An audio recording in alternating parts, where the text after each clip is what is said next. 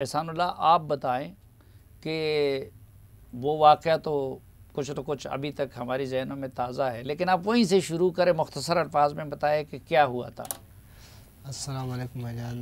बात ये हुआ था कि हमारा गाय उसके घर के पास गया था या नहीं गया था उसका हमें पता नहीं है, इल्म नहीं है, पर उनकी बात थी कि आप लोगों के गाय हमारे फार्म हाउस के पास करीब आया होता और हमारे पौधे ख़राब किए। उन लोगों ने गाय पकड़ा था, हम पीछे गए कि हम मन्नतें करने गए कि हमें गाय दे दे, हम गरीब लोग हैं, हमारे इसके से और कुछ है भी नहीं। तो वो लोग ऊपर से आकर गालियाँ देने लगे, मेरे छोटे भाई को मारने लगे। फिर जब हम घर आए तो हम घर पर भी आकर हमें मारने लगे, हाथापाई शुरू की। फिर उसके बाद उसने फायरिंग की। हमने जब 15 पे कॉल चलाया, पुलिस वाले आया। पुलिस वाले तहकीकात करने के बजाय हमसे न पूछा, कुछ भी नहीं पूछा, बस हमें बोला कि गाड़ी में बैठ जाओ। हम बैठ गए गाड़ी में, हमें सीधा थाने लेके गया। ना हमारे FIR लिखवाया ना कोई, हमसे कुछ ऐसा भी नहीं पूछा कि क्यों हुआ ये, क्या हुआ। बस हम उधर बैठे रहे, कुछ 1.5-2 घंटे इंतज़ार किया। उसके बाद हमारा मोबाइल सामान सब कुछ ले लिया उसने, पुलिस वालों ने, और हमें हवालात में बंद कर दिया। हमें कुछ पता ही नहीं चला कि क्या किस किस को हवालात में बंद किया था? मैं था, मेरी वालदा था, मेरा वालिद वालदा था। को भी बंद किया था? जी, इनको भी 2 भाई थे और एक वालिद था और एक बहन और एक वालदा थी। और ये बच्चे अकेले रह गए? ये बच्चे बिल्कुल खुदा के असरे पे रह गए थे। ये अभी तो बड़े हो गए, उस वक्त आप उस वक्त छोटे थे, मैंने देखा ये बिल्कुल उस वक्त ये 1.5 साल का था। माँ का दूध पीता था। तो ये 5-6 दिन भूखे रहे, ना इनको पानी मिलता था, ना इनको कुछ खाने का मिलता था। जो घर के करीब आता था तो पुलिस वाले और गार्ड उनको तंग कर, वो बोलते किधर आ गए, तो स्वाति साहब बोल रहे कि मैं किसी को जिंदा नहीं छोड़ूंगा और सब जेल में जाएगा। अच्छा। तो डर के मारे कोई भी उसके ना हमारे घर आ रहा था और ना बच्चों को कोई खाने पीने का दे सकता था। 5 दिन ये सारे। अच्छा, वो तो फिर मुझे याद है कि जब साकिब निसार साहब ने नोटिस लिया, अदालत में हुई, उनको वजारत से भी इस्तीफ़ा देना पड़ा। उसके बाद क्या हुआ? वो कह रहे थे कि जी हमारी इनके साथ सुलह हो गई है। मुझे खुद आज़म स्वाति साहब ने बताया था, इसलिए हम भी खामोश हो गए। मोहतरम साफ़ी साहब, सुलह जो जरगे वाला है, आपको पता है कि पठानों को जरगा होता है, जरगा सारे बातें जरगे में होते हैं। फिदा मोहम्मद खान साहब, हाजी साहब, सेनेटर फिदा मोहम्मद खान, गुल जफ़र साहब, इनने हमारे साथ, गुल जफ़र जो बाजौड़ से MNA है, PTI का, हत्ता कि ये मेरे घर वाले का रिश्तेदार भी है। 5 रिश्ते हैं, जो 5 रिश्तों का ख्याल न रखे तो उस बंदे का MNA की क्या ज़रूरत है, उनको ज़िंदगी में रहने की ज़रूरत ही नहीं है। ठीक है। उसने हमारे साथ बातें किया। पहले तो जब हम आते थे तो धमकियाँ लगाता था। जिस वक्त हम सुप्रीम कोर्ट जाते थे तो उसने हमारे साथ बात किया, हम आपके लिए ये नौकरियाँ करेंगे, ये पैसे देंगे, ये करेंगे, आप जो है उनको। धमकियाँ कौन लगाता था? ये गुलजफ़र आपको धमकियाँ देता? हाँ, गुलजफ़र। तो वो जो है ना हमको यही धमकियाँ दे देता था कि आपको ऐसे करो, तुम हमसे जो है ना सुलह कराओ।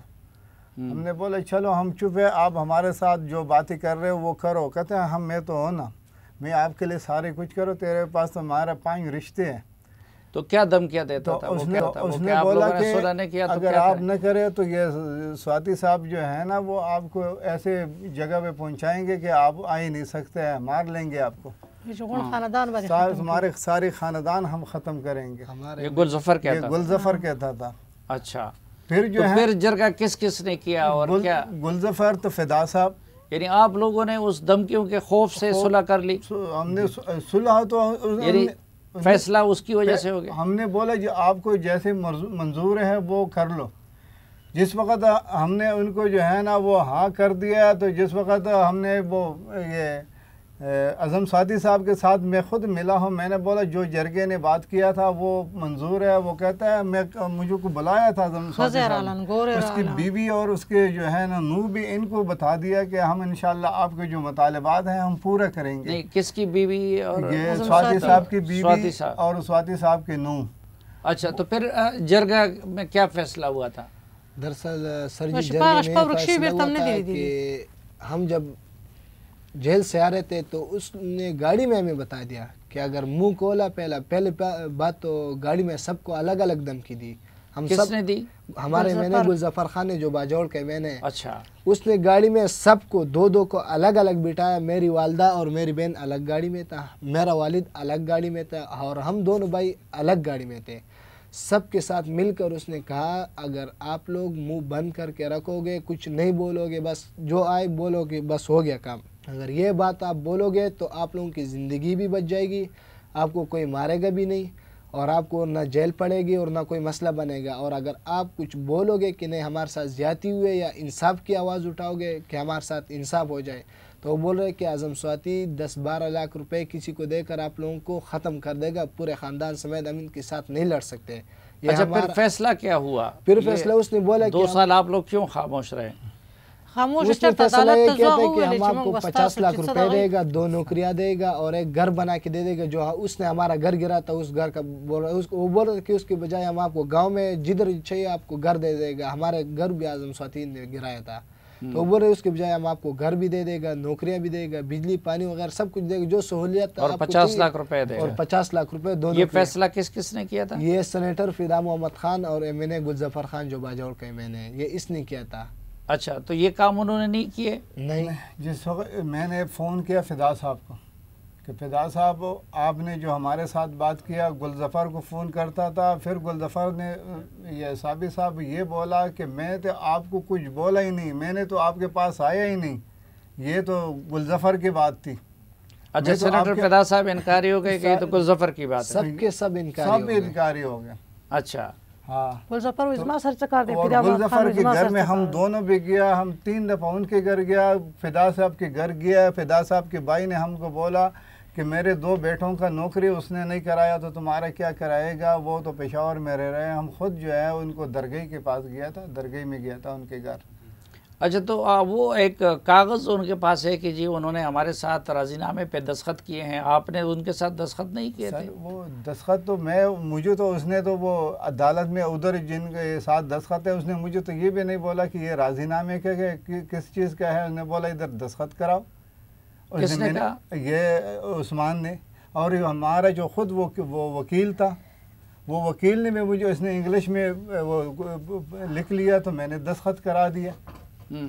तो वो मैंने तो दस्तखत कराया हुआ है, मगर मुझे तो ये नहीं बोला कि भाई, मैंने उस वक़्त भी वो कियानी साहब उनके वकील था उसको बोला कि भाई मेरे साथ जो जरगे में बात हुआ वो तो पूरा करिए।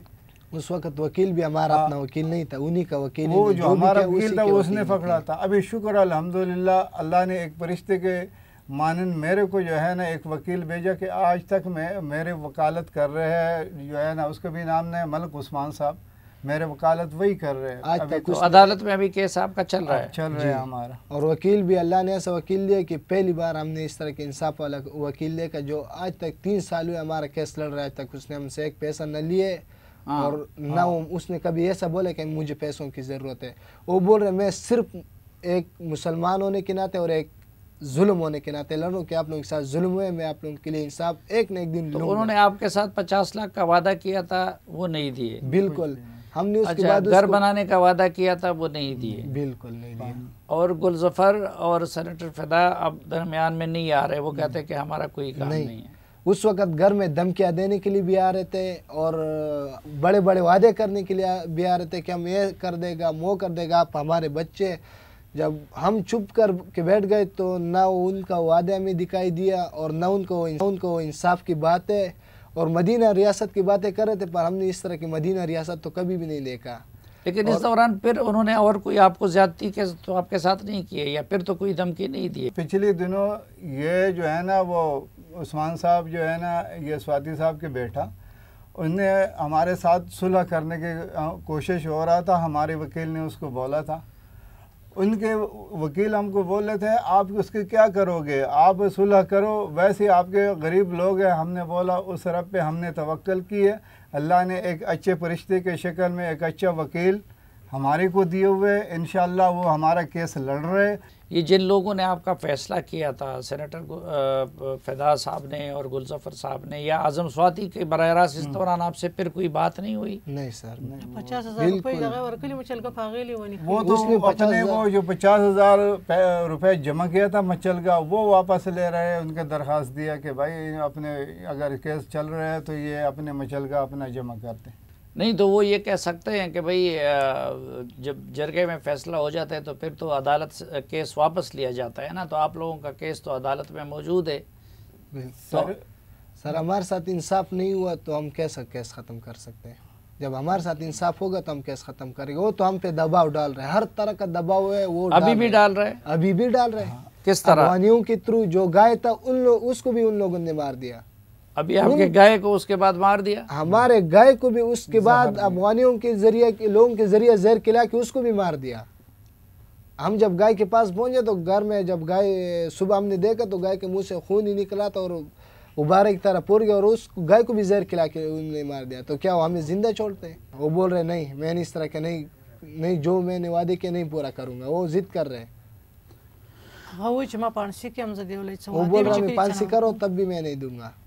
अच्छा, और वादा ये था कि आपको 50 लाख रुपए देंगे? जी बिल्कुल। घर बनाएंगे, बिजली देंगे, नौकरी दिलवाएंगे जी, लेकिन इनमें से वादा कोई पूरा नहीं हुआ। अगर वो बाकी तो इतनी बड़ी बात नहीं, वो तो उन लोगों वैसे मुंह की बात है। जो हमारा घर गिराया था वो तो दे दे, जो हमारा अपना खुद घर गिराया जो उन्होंने घर गिराया था वो आपके लिए बनाया?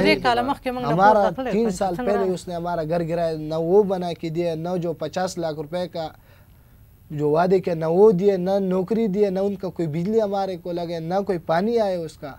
जो सहूलत की बातें कर रहे थे कि हम आपके बच्चों को स्कूल पढ़ाएगा, न उसने स्कूल पढ़ाया, न उसने पानी लगाया, न उसने कोई वादे ऐसा कोई काम ही उसने नहीं किया जो हम बोले कि यार वाकई। अभी आप लोगों का जरिया मदन क्या है? बस वो ये मैं वो वाले के साथ हूँ और बाकी जो दिहाड़ी लगाते हैं, हम दिहाड़ी मजदूरी कर रहे हैं। एक लकड़ी वाले के साथ टाल पे हम लकड़ी का काम कर रहे हैं।